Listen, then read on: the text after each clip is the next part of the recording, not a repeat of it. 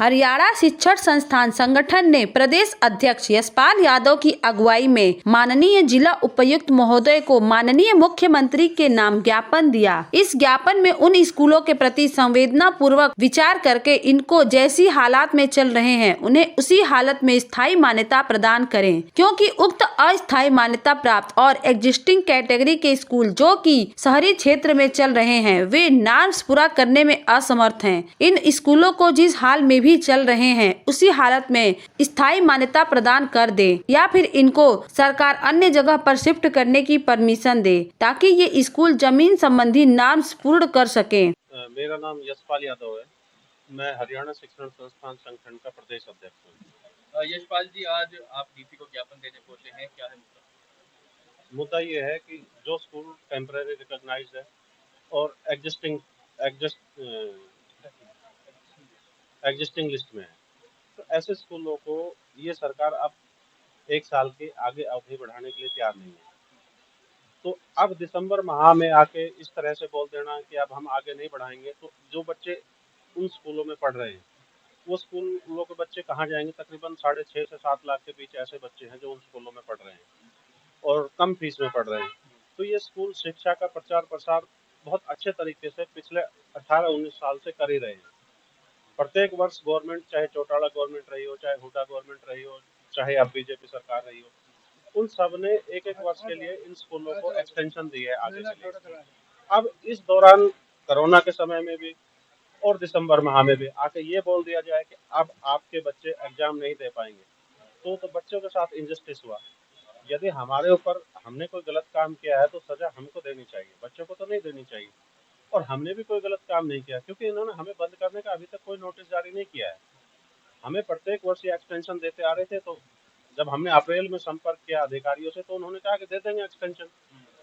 फिर हमने मई में, जून में, हम लगातार संपर्क में रहे शिक्षा विभाग के, तो बार बार यही कहते रहे कि हाँ एक्सटेंशन आपकी तकरीबन नवंबर दिसंबर में जाकर होती है, कर देंगे, कोई बात नहीं है, इस बार भी कर देंगे।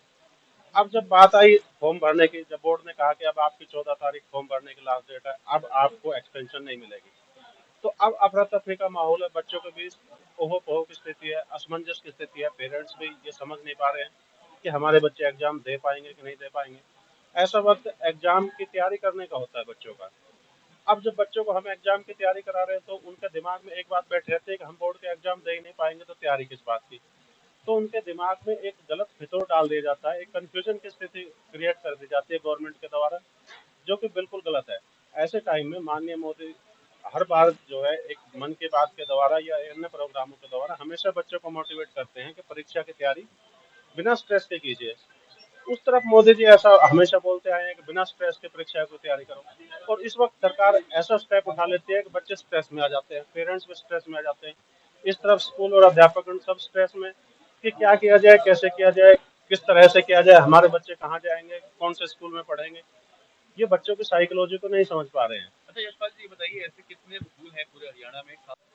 1338 स्कूल है पूरे हरियाणा में, और 95 स्कूल गुड़गांव में है।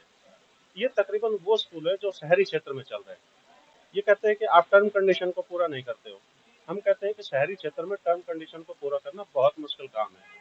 या तो आप उनको जिस हालात में, जैसे भी हालात में वो चल रहे हैं, उनको परमानेंट रिकॉग्नाइज उसी हालात में कर दीजिए, या फिर उनको शिफ्ट करने की परमिशन दे दीजिए, वो दूसरी जगह जाकर जितने जमीन में चल रहे हैं या आपके नॉर्म्स के हिसाब से वो जमीन खरीद लेंगे, फिर उसमें बिल्डिंग का निर्माण कर देंगे, फिर आप मान्यता दे दीजिए। तो दोनों ही हालत में तैयार नहीं होते, ना तो शिफ्टिंग के लिए तैयार होते हैं, ना ही उनको परमानेंट रिकॉग्नाइज करने के लिए तैयार होते हैं। अच्छा ये बताइए, सरकार ने क्योंकि कह दिया है कि ये अवधि नहीं बढ़ाई जाएगी, तो क्या इसके लिए पहले नोटिस दिया गया था, कोई अल्टीमेटम दिया गया था? किसी तरह का कोई अल्टीमेटम नहीं दिया गया। प्रत्येक वर्ष एक एक साल के लिए एक्सटेंशन सरकार के द्वारा जारी कर दी जाती है। अब अगर उन्होंने अल्टीमेटम जारी करना ही था, इन स्कूलों को बंद कराना ही था, तो अप्रैल माह में या मार्च माह में ये कह देना चाहिए था कि अब आप बच्चों के टीसी काट दीजिए और आपके पास बच्चे नहीं पढ़ेंगे। तो उस वक्त तो इन्होंने कुछ कहा नहीं, कुछ भी नहीं बोला। बच्चे हमारे पास एडमिशन भी होते रहे और बच्चे पढ़ते भी रहे, नए बच्चों ने भी एडमिशन लिया है। तो उनके पास पोर्टल है, उनके पास पूरा कंट्रोल है, अगर वो चाहते तो पोर्टल बंद कर सकते थे, लेकिन किया नहीं। तो हम चाहते नहीं वो पोर्टल बंद करें, लेकिन मेरा कहने का मतलब है कि यदि वो बंद करना ही चाहते थे तो एक प्रोसेस को फॉलो करना चाहिए था, लेकिन ना ही प्रोसेस का फॉलो किया, ना अल्टीमेटम दिया, ना कोई नोटिस जारी किया। तो मेरा कहने का मतलब ये बच्चों की साइकोलॉजी को ये समझ नहीं पा रहे हैं कि बच्चे किस साइकोलॉजी के होते हैं। बच्चों से यदि ये बोल दिया जाए कि अब आप इस स्कूल में नहीं पढ़ोगे, दूसरों में पढ़ोगे, तो बच्चे साइकोलॉजिकल रूप से बहुत डिप्रेशन में चले जाते हैं। वो नहीं चाहते कि मैं दूसरे अध्यापक से पढ़ूं, क्योंकि जब वो दिसंबर माह तक तकरीबन 8-9 महीने वो एक अध्यापक से पढ़ता आ रहा है, एक स्कूल में पढ़ता आ रहा है, तो उसका आदी हो चुका होता है, यूज टू हो चुका होता है। इस जी जब आखिरी सवाल ये है कि अगर सरकार कहती है आप मानकों को पूरा करो और फिर हम आप मानकों को पूरा करने की तैयार हैं। हम कहते हैं कि मानकों को तो हम पूरा करने के लिए बिल्कुल तैयार हैं, पर हमें शिफ्टिंग की परमिशन आप क्यों नहीं दे देते? हम जहाँ चल रहे हैं उससे दूसरी जगह हम शिफ्ट कर लेंगे, या हमें 2 पैच में आप अलाउड कर दीजिए ज़मीन को। एक पैच में जहाँ भी चल रहे हैं वहाँ पे, और दूसरी जगह हम ज़मीन को और अवेलेबल करा देंगे ताकि ग्राउंड हम वहाँ दिखा सकें। तो हमारा फिर भी नॉर्म पूरा हो सकता है। लेकिन सरकार का रवैया बड़ा अड़िग है। वो कहते हैं नहीं, जैसे हमारे नॉर्म्स है उसी के हिसाब से चलना पड़ेगा। नॉर्म्स तो अगर कोई भी आपका शिक्षण संस्थान उसमें फिट नहीं बैठता तो नॉर्म्स बदलना आपका काम है। तो सभी को नॉर्म्स में लेकर आना आपका काम है। इस तरह के अव्यवहारिक नॉर्म्स आप बना देंगे तो नॉर्म्स में तो फिट कोई नहीं बैठेगा। जब 1338 स्कूल ऐसे पूरे प्रदेश में है, तो नॉर्म्स में फिट नहीं बैठते तो आपका काम है नॉर्म्स को बदलना। ज्ञात है कि दिसंबर माह में सरकार ने स्कूलों को एक्सटेंशन देने से मना करके व्यवहारिक कार्य नहीं किया है, जबकि इन स्कूलों में बोर्ड के कक्षाओं के बच्चे भी पढ़ रहे हैं। इन बच्चों के बोर्ड के फॉर्म बोर्ड स्वीकार नहीं कर रहा है। बच्चे असमंजस की स्थिति में हैं। पेरेंट्स भी ऊहो-पोह की स्थिति में हैं। माननीय मोदी जी बच्चों को स्ट्रेस शिक्षा के बात करते हैं, जबकि हरियाणा सरकार केवल और केवल स्ट्रेस पैदा कर रही है। सरकार बच्चों के बोर्ड के फॉर्म तुरंत स्वीकार करके उनको स्थायी मान्यता देने की तुरंत कार्रवाई शुरू करे। सेक्रेटरी हरियाणा शिक्षा संस्थान गुड़गांव। रणवीर जी ज्ञापन देने आए हैं, क्या परेशानी का सामना आपको करना पड़ेगा? पिछले 2003 से सरकार की तरफ से एसटाई स्कूल और टेम्परेरी और एग्जिस्टिंग स्कूल को हर साल सरकार एक्सटेंशन देती आ रही है, हर साल देती है, और उनके बच्चे हर साल अपियर हो रहे हैं। परंतु इस साल विदाउट नोटिस दिए अभी बोल रहे हैं कि हम आपको एक्सटेंशन नहीं देंगे। और इन सभी स्कूलों में गरीब बच्चे पढ़ते हैं जो कि कुल 400-500 रुपये फीस देते हैं, शिक्षा का प्रचार प्रसार कर रहे हैं, और सरकार उनको एक्सटेंशन नहीं दे रही।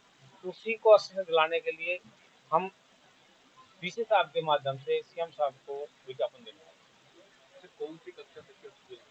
ये नर्सरी से फर्स्ट क्लास से लेकर प्लस 2 तक के स्कूल हैं जो एग्जिस्टिंग में हैं, टेम्परेरी हैं, तो चल रहे हैं सरकार कितने के। साल से चल रहे हैं? 2003 से चल रहे हैं। अब अगर सरकार नहीं मानती है, नहीं अगर अपनी को बढ़ाती है, तो क्या करें? तो सरकार अगर नहीं देती है तो हम तो विरोध ही करेंगे जी इसका। किस तरह? हाँ, अभी स्कूल वाले हड़ताल करेंगे, स्कूल बंद करेंगे, विरोध प्रदर्शन करेंगे। सेक्रेटरी हरियाणा शिक्षा संस्थान गुड़गांव। रणवीर जी ज्ञापन देने आए हैं, क्या परेशानी का सामना आपको करना पड़ेगा? पिछले 2003 से सरकार की तरफ से एसटाई स्कूल और टेम्परेरी और एग्जिस्टिंग स्कूल को हर साल सरकार एक्सटेंशन देती आ रही है, हर साल देती है, और उनके बच्चे हर साल अपियर हो रहे हैं। परंतु इस साल विदाउट नोटिस दिए अभी बोल रहे हैं कि हम आपको एक्सटेंशन नहीं देंगे। और इन सभी स्कूलों में गरीब बच्चे पढ़ते हैं जो कि कुल 400-500 रुपये फीस देते हैं, शिक्षा का प्रचार प्रसार कर रहे हैं, और सरकार उनको एक्सटेंशन नहीं दे रही। उसी को एक्सटेंशन दिलाने के लिए हम डीसी साहब के माध्यम से सीएम साहब को विज्ञापन देने वाले हैं। अच्छा, कौन सी कक्षा तक के स्कूल हैं? ये नर्सरी से फर्स्ट क्लास से लेकर प्लस 2 तक के स्कूल हैं जो एग्जिस्टिंग में हैं, टेम्परेरी हैं, तो चल रहे हैं सरकार कितने के। साल से चल रहे हैं? 2003 से चल रहे हैं। अब अगर सरकार नहीं मानती है, नहीं अगर अपनी को बढ़ाती है, तो क्या करें? तो सरकार अगर नहीं देती है तो हम तो विरोध ही करेंगे जी इसका। किस तरह? हाँ, अभी स्कूल वाले हड़ताल करेंगे, स्कूल बंद करेंगे, विरोध प्रदर्शन करेंगे।